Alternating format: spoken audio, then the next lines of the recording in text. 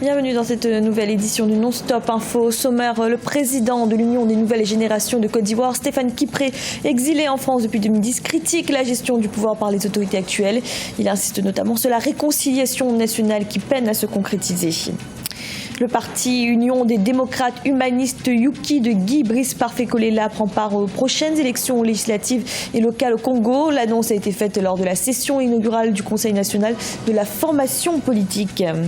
Et le réseau e-gouvernement officiellement inauguré au Togo, démarré en 2014, le projet consiste à apporter par la fibre optique l'Internet haut débit à 560 bâtiments publics. Mais tout d'abord, au Maroc, les députés ont voté ce mercredi la confiance au nouveau gouvernement de coalition du Premier ministre islamiste Saad Eddine El Othmani. Le programme gouvernemental a été approuvé à une large majorité de 208 voix, 91 voix contre et 40 abstentions. Le Premier ministre a répondu auparavant aux questions des députés et réunira dès ce jeudi son équipe avec en priorité la loi de finances 2017. Dans l'actualité également, le président de l'Union des nouvelles générations de Côte d'Ivoire, Stéphane Kipré, exilé en France depuis 2010, fustige la gestion du pouvoir par les autorités actuelles. Il dénonce notamment les lenteurs du processus de réconciliation nationale qui peine à se concrétiser. Déocrates Podo. Né le 6 mai 1980 dans la ville de Bouaké, située à environ 110 km de la capitale, Stéphane Kipré fait partie des acteurs politiques engagés dans la lutte pour la souveraineté de la Côte d'Ivoire. À la tête de l'Union des nouvelles générations, UNG, depuis une dizaine d'années, l'homme d'affaires ivoirien n'a de cesse de fustiger la gouvernance actuelle du pays et le manque de crédibilité des responsables politiques aujourd'hui au pouvoir. L'UNG a été créée en juillet 2007. Nous avons investi un candidat qui était le président Laurent Gbagbo. Nous sommes allés à cette élection, nous avons gagné. Il y a eu le coup d'État d'avril 2011.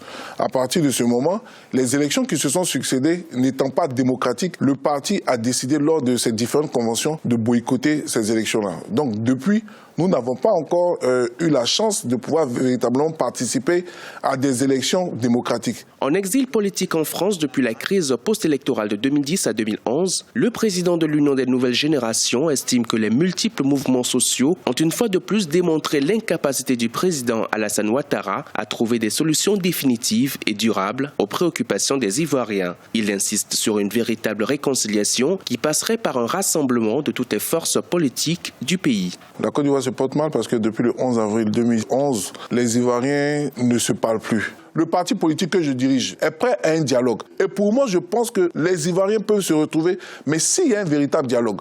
Parce que faire de la réconciliation ou bien du dialogue, un slogan n'est pas la solution. Quand un pouvoir veut véritablement du dialogue, il pose de vrais actes. La Côte d'Ivoire, depuis 6 ans, utilise le mot réconciliation comme un slogan de communication. Il faut poser des actes. L'Union des nouvelles générations propose un dialogue politique inclusif, prenant en compte toutes les couches de la société, y compris les forces armées ivoiriennes, afin de trouver une réponse adéquate aux problèmes qui minent la Côte d'Ivoire. Le pays connaît des troubles au niveau social, militaire et politique. Stéphane Kipré est convaincu que seul un débat inclusif et sincère permettra de consolider la paix, la cohésion sociale et le retour de la démocratie. Au Congo, le parti Union des démocrates humanistes Yuki de Guy Brice Parfait-Kolela prendra part aux prochaines élections législatives et locales. L'annonce a été faite lors de la session inaugurale du Conseil national de ce parti qui s'est tenue le samedi 22 avril. Créé il y a un peu plus d'un mois, c'est avec de grandes ambitions que cette jeune formation politique se présentera à ces échéances électorales. Un reportage de notre correspondant Eva Panzou. L'Union des démocrates humanistes Yuki s'est ajoutée à la liste des partis politiques et associations qui ont déjà annoncé leur participation aux élections législatives couplées aux locales qui se tiennent en 2017 en République du Congo. Né il y a un peu plus d'un mois, l'UDH Yuki ambitionne d'obtenir plusieurs sièges à l'Assemblée nationale ainsi que dans les collectivités locales afin d'être plus présente dans les administrations. Quand un parti se présente à de telles élections, qu'est-ce qu'on peut en espérer? C'est d'avoir beaucoup d'élus locaux, des conseillers et puis des députés. Des conseillers afin de mener notre opposition au sein des institutions. Parce que j'estime que l'opposition, ce n'est pas dans la rue, mais c'est au sein des institutions de l'État. Le président de l'UDH, Yuki, ne craint pas de voir son parti politique broyé par les partis traditionnels. Il compte sur le même électorat qui lui a fait confiance lors de la présidentielle du 20 mars 2016. L'actuel député de Kinkala a déploré la situation sécuritaire du pôle qui pourrait empêcher la tenue des scrutins dans certains districts de ce département. J'ai foi de convaincre les électeurs d'hier aux élections présidentielles de m'accompagner aux élections locales et législatives. Je ne pense pas que, en toute honnêteté, qu'il puisse y avoir élection dans certains districts du pôle.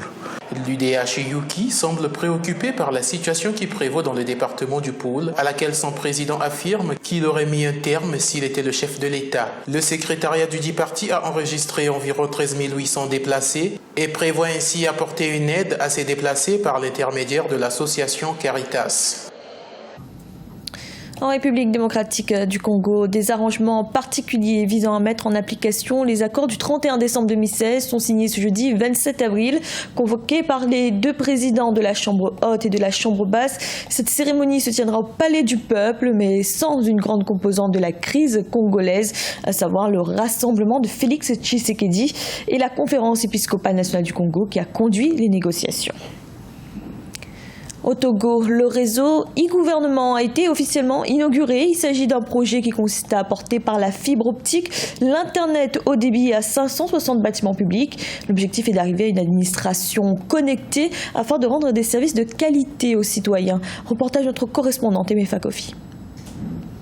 La première phase d'installation du réseau e-gouvernement débutée en 2014 s'est achevée ce 24 avril 2017, date d'opérationnalisation de ce réseau. Au total, 560 bâtiments publics, dont 35% des établissements publics d'enseignement secondaire, sont connectés pour 100 mégabits par bâtiment avec un montant de 15 milliards de francs CFA. L'initiative réjouit plus d'un, mais l'on encourage le gouvernement à aller plus loin. Il faudrait qu'autour de ce réseau se développent d'autres services de développement d'applications dans le e-commerce, dans la santé, dans l'éducation, pour que l'écosystème numérique soit vraiment une mayonnaise qui prenne. Il ne faudrait pas que ça se concentre seulement à Lomé ou à Kara. Il faut que ce réseau arrive à cerner très rapidement tout le pays pour que l'écosystème numérique dont on parle pour l'économie numérique soit vraiment une réalité au Togo. La deuxième phase du projet concernera les bâtiments publics dans les autres régions du Togo. L'un des premiers objectifs du e-gouvernement est de faciliter l'échange des informations avec les citoyens à travers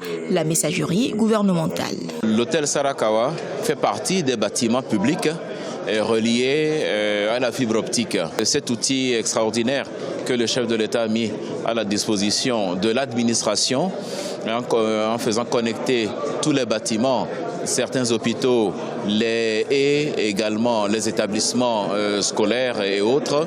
Cet outil va permettre de pouvoir accélérer et d'accroître la fluidité de l'information lors de la navigation sur Internet. 250 km de fibre optique desservant 543 bâtiments à Lomé et 17 à Kara. Tel se déploie pour l'heure le réseau e-gouvernement au Togo, dont l'initiative est du ministère des Postes et de l'économie numérique.